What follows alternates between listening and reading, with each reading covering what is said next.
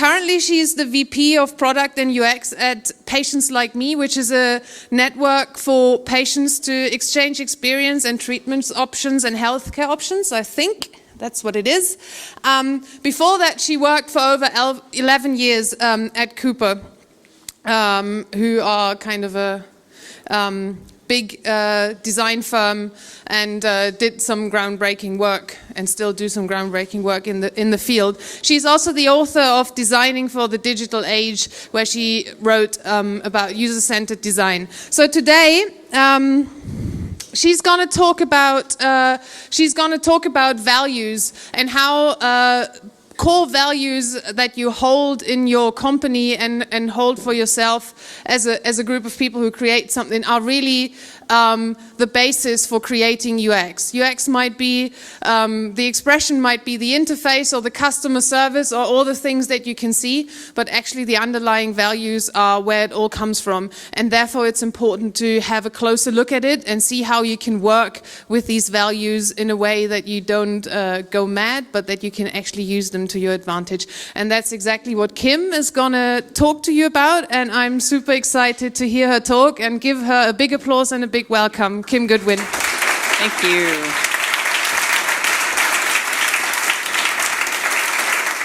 All right. Thank you. Thanks everybody for joining me. Thanks for having me here. It's my first time in Zurich other than at the airport. They let me leave the airport this time. Mike started us off this morning talking about how we as designers and technologists need to take responsibility for the things that we put out in the world, regardless of whether somebody tells us to make them or not. We need to make that choice. What I'd like to talk to you about today, I think, is a first step in doing that. But I'd like to start out with an example to help illustrate why I think that's important. So you just heard that I'm from California, so I flew in here from San Francisco, and I've been a consultant for a long time, so I travel a ton. Now, living in San Francisco means that my airline choices are kind of limited. It's a big United Airlines hub, so I almost always fly United. So I fly over 100,000 miles a year on United, and in exchange for my somewhat reluctant customer loyalty, United usually treats me kind of like a human being. This is a better deal than a lot of people get. A lot of people actually don't have as good an experience on United as I do. And this is a problem that's been going on for quite a while. But probably the worst of it started in around 2010. United and Continental Airlines, which is another big US airline, decided to merge in order to create the mega airline and really dominate the skies in the US. And they've had a lot of challenges. They're still trying to integrate these two companies, 7+ years later.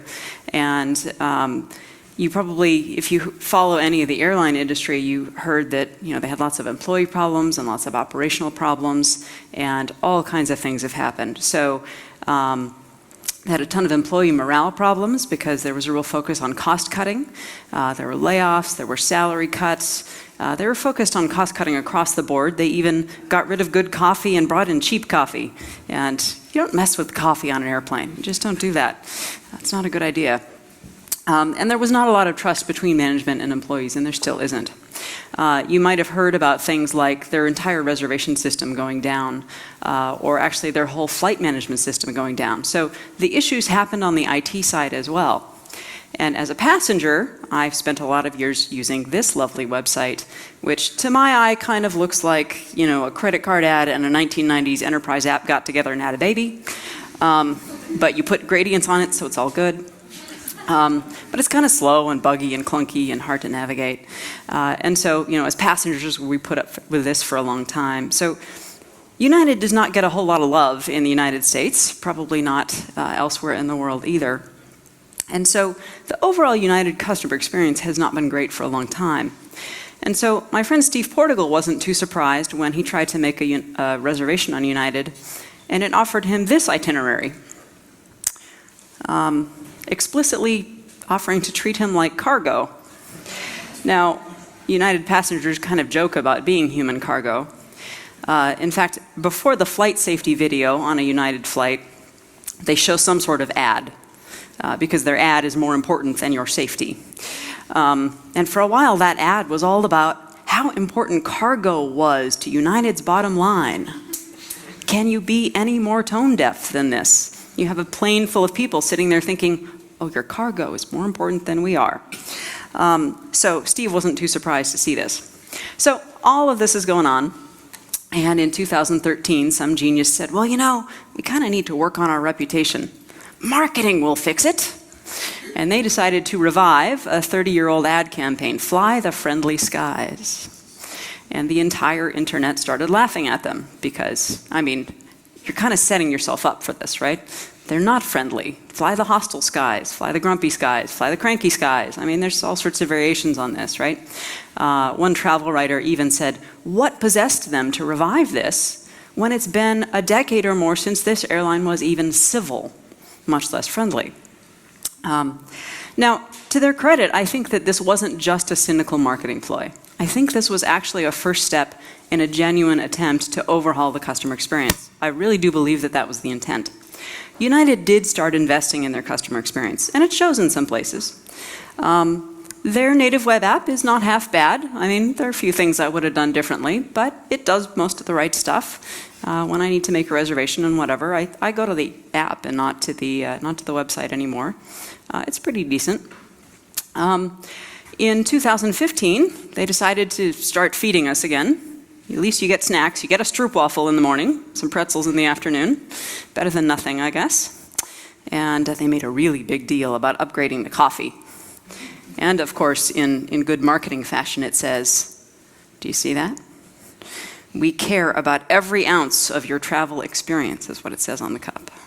If you say it often enough, maybe it will be true. But, you know, the fact is United is still not a well-loved brand in the United States, probably not anywhere in the world. Imagine if somebody wrote this headline about your company. United's quest to be less awful. Not just you're trying to be great, you're just trying not to suck. Can we just set that bar? So, you know, as a passenger, I make a lot of fun of United. They drive me nuts. However, as a person who has worked inside of organizations and from outside of organizations trying to change cultures, I have a lot of sympathy for these teams because what they're trying to do is really hard. They're trying to change a lot of things. They're not just pushing pixels on the website. But you may have heard of this little incident in April that tells you there's a lot of work still to do at United. So United had, as it often does, overbooked the airplane. So there were more passengers than there were seats who had confirmed tickets. And then they decided they needed to get 3 of their employees to the destination city. And so they said, well, of course, we're going to bump paying passengers to put our employees on the plane. Interesting priority. And so Dr. David Dow said, you know, I paid for this seat. My butt is staying in this seat. Thank you very much. And so the United folks in Chicago called the police, who dragged him physically off the plane. They smacked his head on a seat in the process, and so he's being dragged down the aisle, bleeding on his forehead. He has since settled in a nice little lawsuit with United, but this went viral all over the US. This was being played. There were political cartoons making fun of United.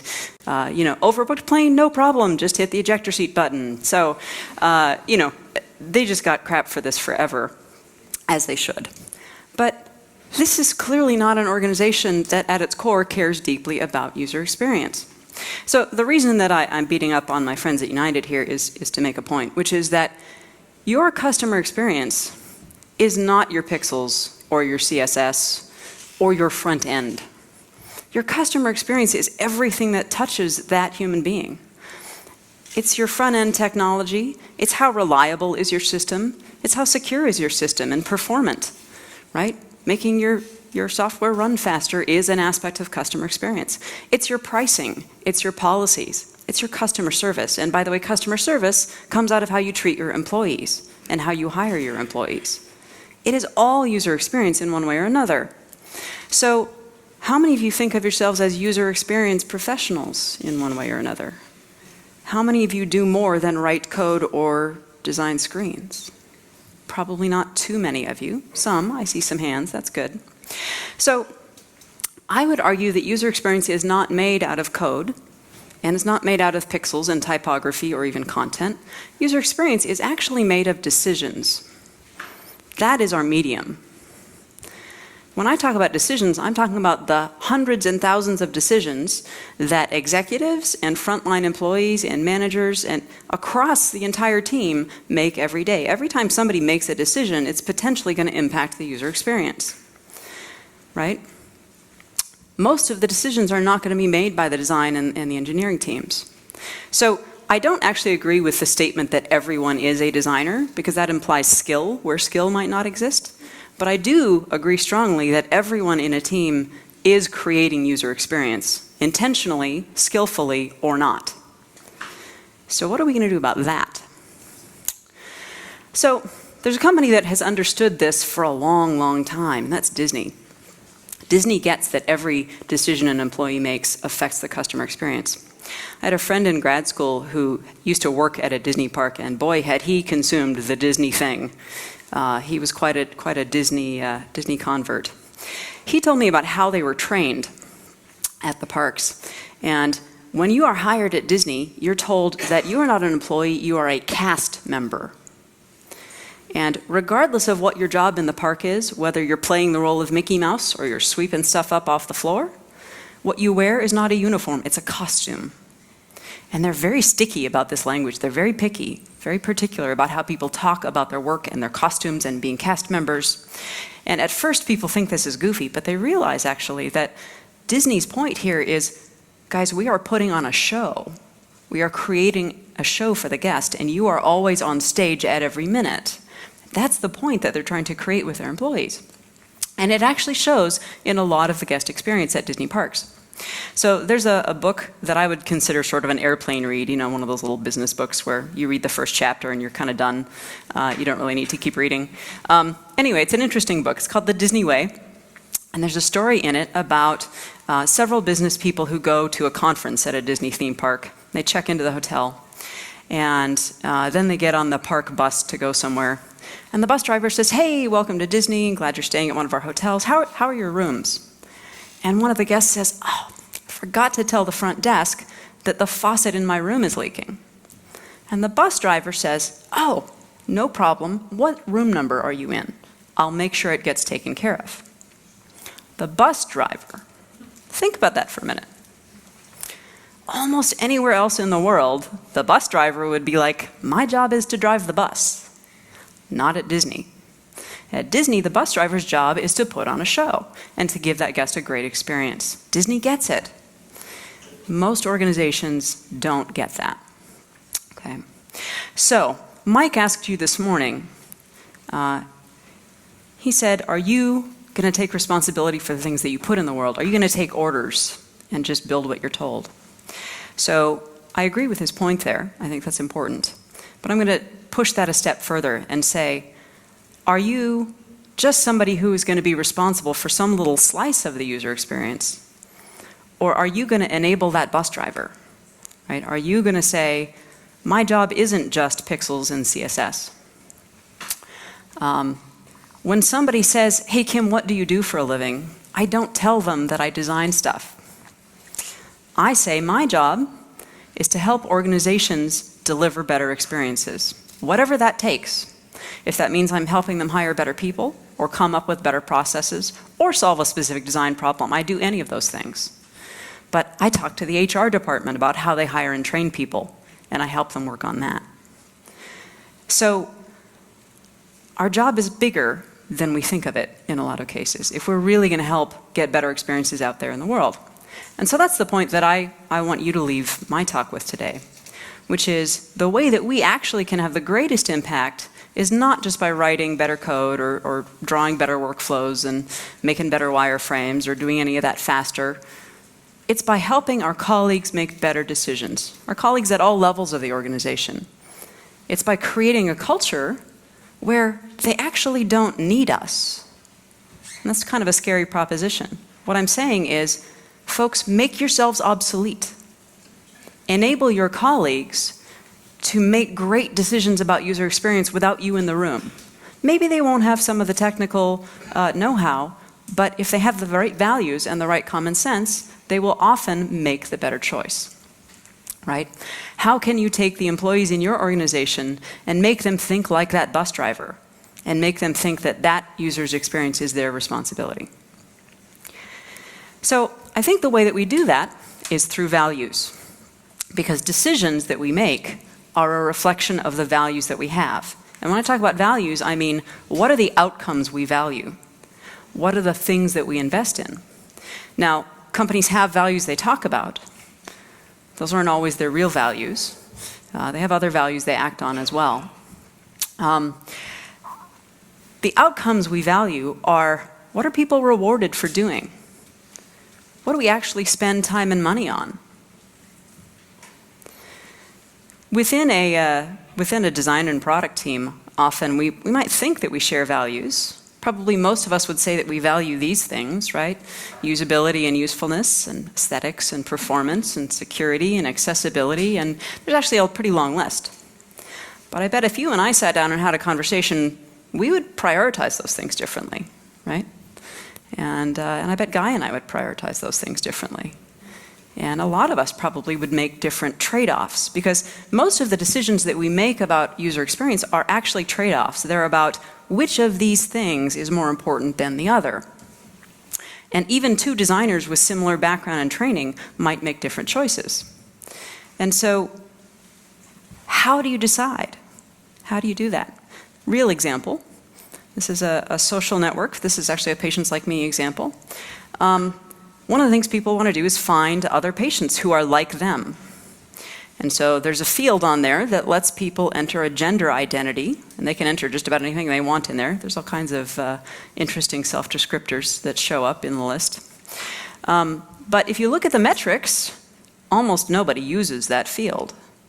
And so if you're doing metrics-driven design, you're going to say, gosh, couldn't we simplify that for most users by taking out this widget that almost nobody uses? On the other hand, the reason that widget exists is to tell a certain group of people that they are welcome here. Which of those wins? How do you decide that as a team? You probably all have an individual opinion, but how do you arrive at that decision as a team? So it's your values that help you make those choices. Right? Roy Disney says when you have clear values, it's clear not only to you, it's clear to the whole organization what that decision needs to be. And actually, based on the values at PatientsLikeMe, it's clear what that decision needs to be, which is the field nobody uses stays, because it's about safe space. And the whole team understands that. So this is hard stuff. If we want to work on values, where do we go? Where do we start? How do we find our way? It's not easy. And I don't want you to feel like, oh, we're going to go and with 2 sprints worth of effort, boom, everybody's going to have the right values. It doesn't quite work that way. United's been working on this for a long time. Changing values is going to happen at the pace of glacier movement, right? It's a multi-year process. If you have executive support to say this user experience stuff matters, it's a 3 to 5 year process at best to change values and really get the whole organization headed in the same direction. If you have executive support, most of us aren't starting out with executive support, right? We're sort of building up support from the grassroots and then getting the executive attention. It takes a little bit longer. So if your company is moving slowly around this kind of change, that's normal. They're not unusually broken. We're all kind of broken that way. It takes a while. So what can you do? Well, I'd like to share a couple of concrete steps that you can take to start down this path. So one is to look around at things you know the company already values and latch on to those, right?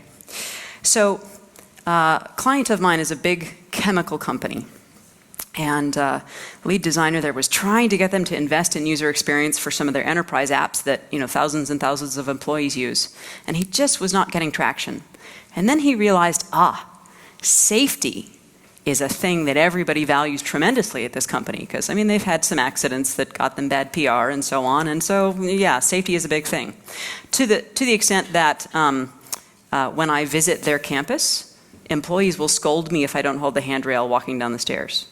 That is how seriously their culture of safety is entrenched. Ridiculous, right? But it tells you how much of a value that is right there. And so he said, if I can talk about ergonomics If I can talk about repetitive stress injury from software and get them to pay for it on that basis, even though that's not most of the reason we're going to do it, maybe it'll work. And it did. He has gotten tons of investment in usability because of ergonomics, because of safety as an argument. So he basically hitched his wagon to an existing value. So that's one place you can start. Another thing that you can do is say, where are there things that we're claiming are values that we maybe could be executing on better? What can we do with that? So, I mean, United claims to care about every ounce of your experience, for example. That's a stated value. You can start to use that as an argument, even if it's not as well supported as it should be. But the thing that happens is people may not understand how to act on the stated value, and there may be something competing with the stated value. In fact, there always is. There's always a hidden value.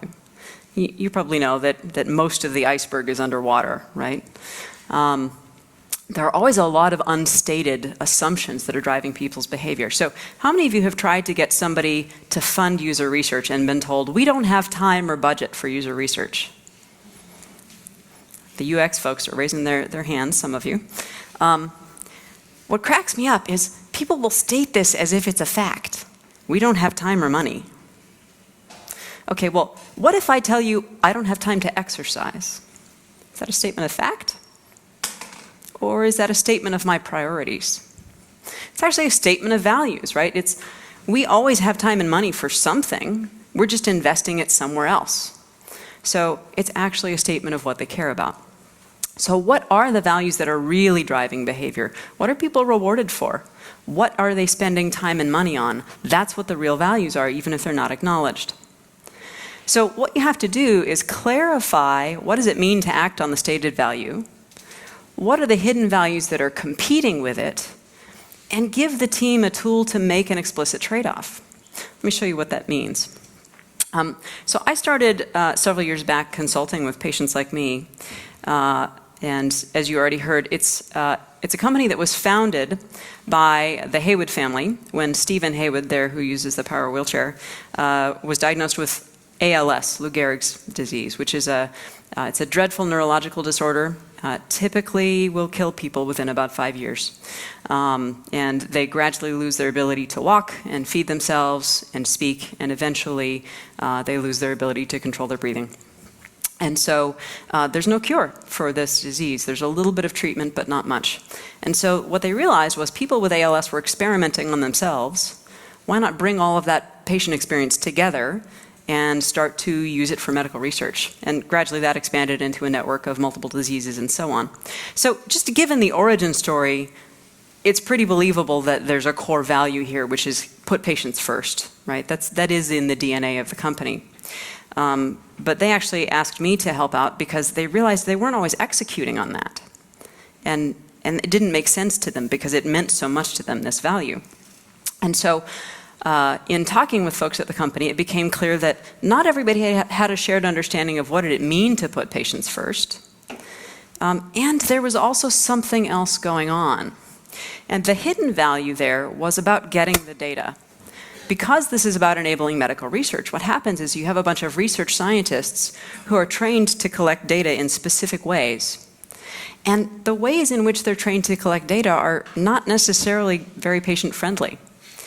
And when you're a scientist, you want all the data.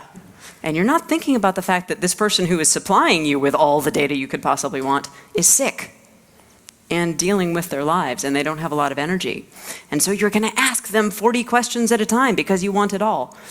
And the other thing is, if you're trained in developing measures of patient experience, well, psychometricians are trained to write questions in horrible ways that you and I would not.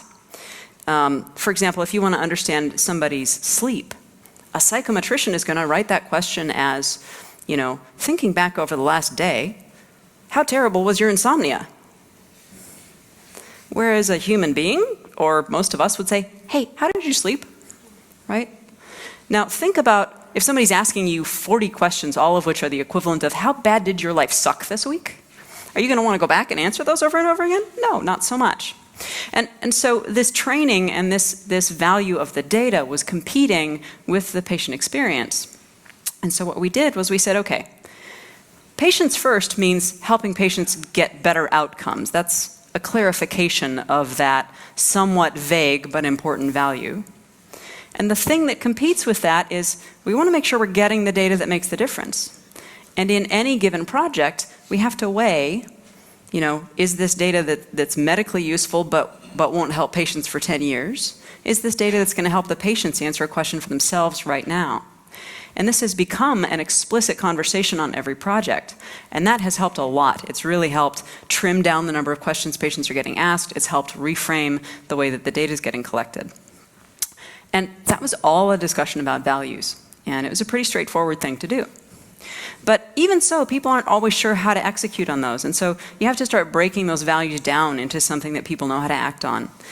Design principles are one way to do that. And I don't want to pretend this is a magic cure, but when you can take a high-level value like that and break it down into something that helps people make an interface-level decision, all of a sudden it becomes much more clear how you put that into practice. So PatientsLikeMe now has two sets of principles, one of which is sort of more general user experience that includes things like, what's a good example that would make sense? Help me capture my truth, right? So, and all of these are illustrated with examples. The way that you try to get the structured data might expect that you only take one drug at the same dose every day. But in reality, things happen like people will take a different dose in the morning and in the evening. And if people can't accurately tell you what they're doing, it pisses them off so much. They hate it. They're like, no, you're asking me to lie. You're asking me to give you wrong data. Or if you have a date control that says, hey, on what exact date were you diagnosed with this disease? They're like, I don't know. I can't tell you that. I can tell you the year and maybe the month. And if I pick a date, I feel like I'm lying. It feels untrue, and patients hated that. And so you make the date control fuzzy. And so it's little interface level things like that that start to help people see how do you translate values into action. Did the same thing with measurement, right? And so, we have a principle about making the questions harmless, framing them positively if that's possible in the context of the science, asking how well you slept instead of how terrible is your insomnia, and other things like that. And that starts to really influence the detailed decision making. And of course, you have to really get the team involved in creating these so that they feel some ownership. You have to market the heck out of this kind of stuff. Teach people actually how to use them and continue marketing them so that they don't just die. The design team actually put together fortune cookies with various design principles in order to help just educate people about what they were. There was a workshop trying to get people to figure out, hey, where does the website today violate our design principles? That was an easy game. There were lots of places where that was true, still are a lot of places where that's true. There's lots of work to do there. Hey, find places where we're not doing this. And it really got everybody engaged. And, likewise, exercises about how to apply the design principles, just trying to get the stakeholders who weren't necessarily doing design, but were working closely with the design team in order to understand what all this was about. So what happens is, if people understand this stuff, they start to really use it in decision making. So at one point, there was a new product manager who joined the team, and the design lead at the time was trying to get him to invest in just improving on this date control problem. And he was like, why would we invest in fixing a date control? That's so stupid. And she walked him through, okay, there are 3 different approaches we could use. Here's how we can rate those with our design principles, and here's why we would go down a different path. Now, you're probably looking at this and thinking, wow, that is a lot of effort to invest in persuading a PM to invest in one date control. But she did this once, and then he kind of got the idea, and she didn't have to do that again, right? They could just have a conversation after that. But of course, what happens with values is you can talk until you're blue in the face about values, but unless it's a thing that you are actually measuring, people are not that incented to keep doing it. And so you have to think about, are there systems in place? Are we being evaluated on things that don't promote our values? And so here's an example where actually PatientsLikeMe now, every time some data collection is done, asks patients about whether that data collection feels relevant to them and whether the questions are phrased in ways that feel good. And now that's part of the feedback to the science team about how well they did. Right? So normally they would look at like the psychometric properties of that measurement and is it reliable and repeatable and all that stuff. So we've added some evaluation criteria for them. So culture change is long. It's going to take years, and it takes more than things like design principles, but I wanted to give you a concrete place that you could get started. So, think about where is there a value that exists that people already believe in that we can build on? Can we help them understand how user experience connects to that value? Take a look at the claimed values and think about how can we make those more concrete? How can we make the trade-offs with the hidden values more explicit? Give the team some tools to do that. Principles are one good way to do it. And then, market those and train people how to use them and try to keep them alive. If you create a set of principles and then you don't keep using them and you don't involve the team in continuing to do that, they'll sort of fizzle after a year or two, and then it won't be a useful effort. But what I hope you've taken is that decisions really are what we're designing in, right? It's not just pixels and CSS. It's about helping our colleagues decide that something's worth investing in or worth spending money on, worth spending time on. It's about helping our colleagues decide, in the case of being data-driven or being inclusive, well, which of those wins in our environment? What is our shared value there? The values become the experience, right? If you're United Airlines, it doesn't matter how much money you're spending on your website. If your values are such that you drag your passengers bodily off the planes, nobody's going to care what color or typeface you use, right? Because all they're going to think about is that poor guy getting dragged down the aisle of that plane. That's going to be what they remember.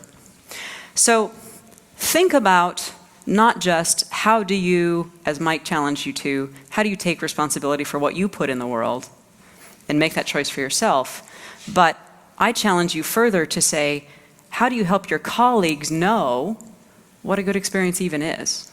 How do you help your whole organization take responsibility for what you put out in the world? So, thanks for listening. I think we might have a little time for questions. Yes.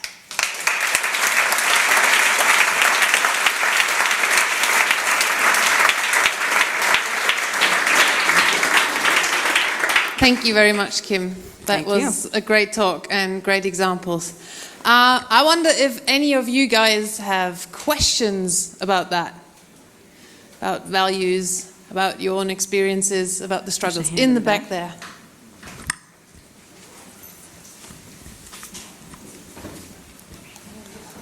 Hi, can you talk a little bit about the process you help your customers go through to figure out what their values are if they don't have them identified? Yeah, I do a lot of sort of culture and team building work with clients, and I actually approach it a lot like I would a design, any other sort of design problem.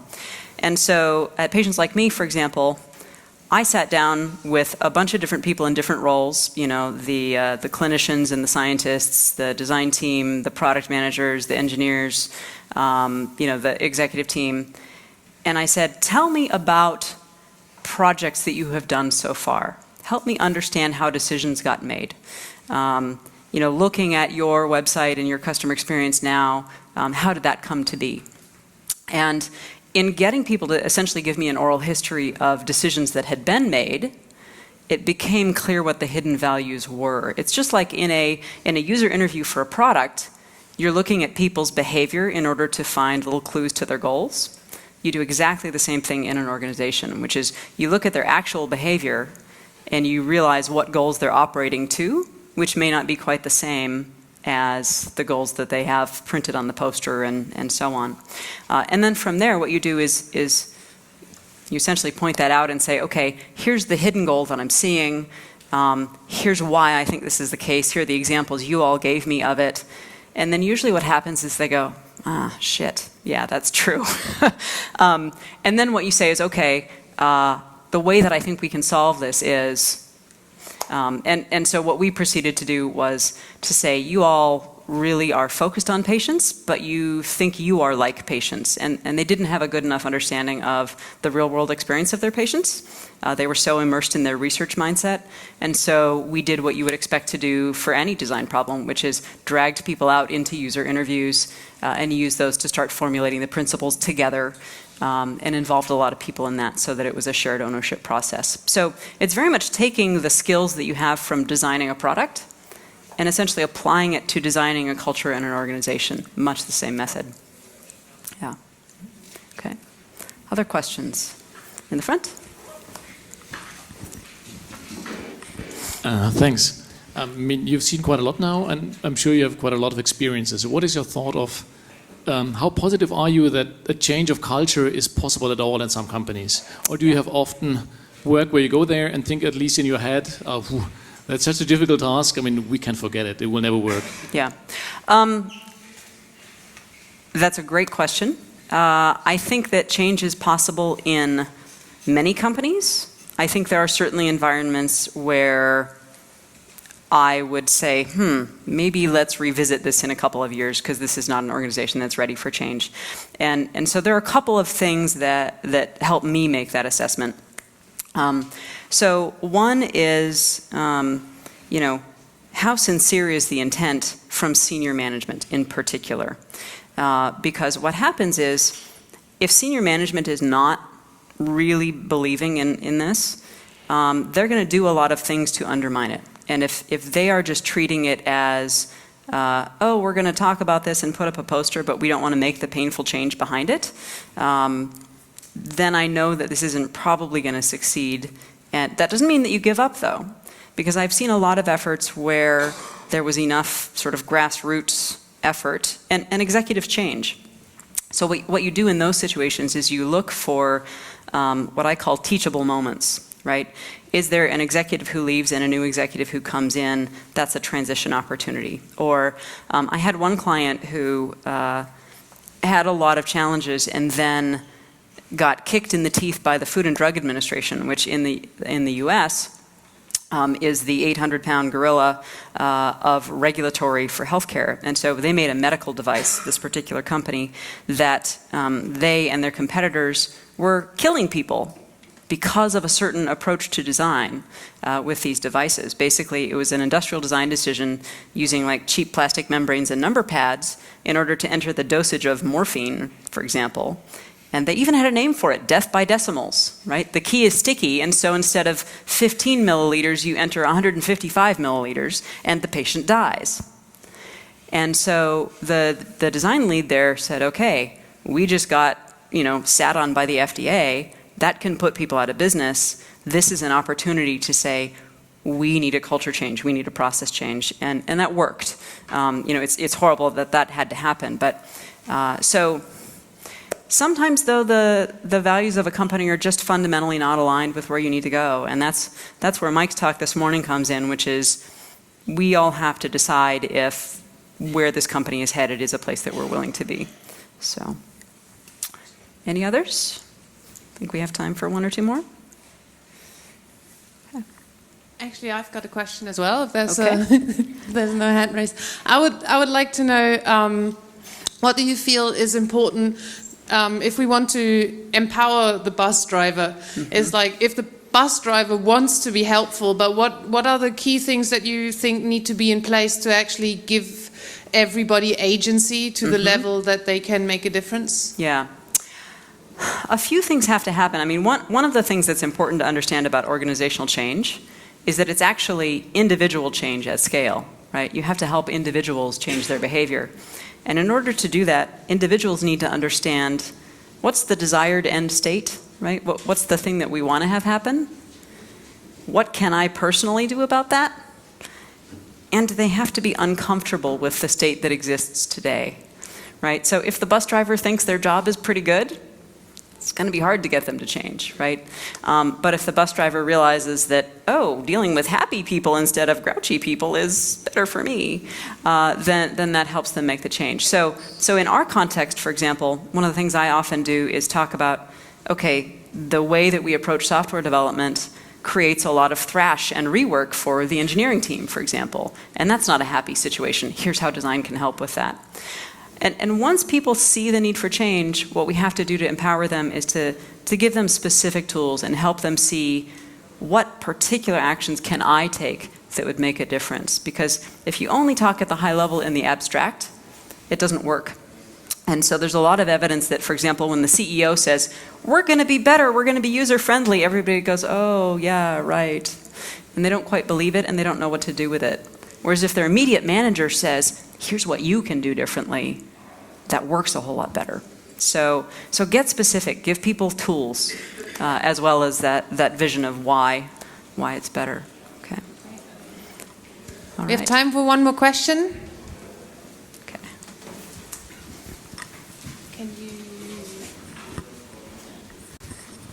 Hi. Sometimes when you try to figure out stuff, you don't know where the journey is going. Mm-hmm. How do you make that clear to customers? Hey, listen, we are embarking in a journey that we have to figure out where it goes. So it sounds like you're talking about the design solution, whereas what I'm talking about is more like designing the culture. I think you can do those two things in parallel. And when you don't yet have a vision to paint for your customers, what you can do is say, hey, you know, we're valuing your point of view right now, and what we need to do is actually understand what your experience is like. And sometimes when customers feel very listened to, it buys you some goodwill. One of the things that I often encounter is in enterprise settings, for example, the sales team will say, no, you can't go talk to the customers because I want to protect that relationship. And what I say is, you know, no customer ever felt worse for being listened to. Someone just sitting there listening to their pain, that itself is a positive customer interaction, and it gets you goodwill. And they're a little more patient, waiting for you to solve the problems and get to that future vision. So that helps. Okay. Thank you again for listening. Thank you again for coming and sharing. Fantastic. Kim Goodwin.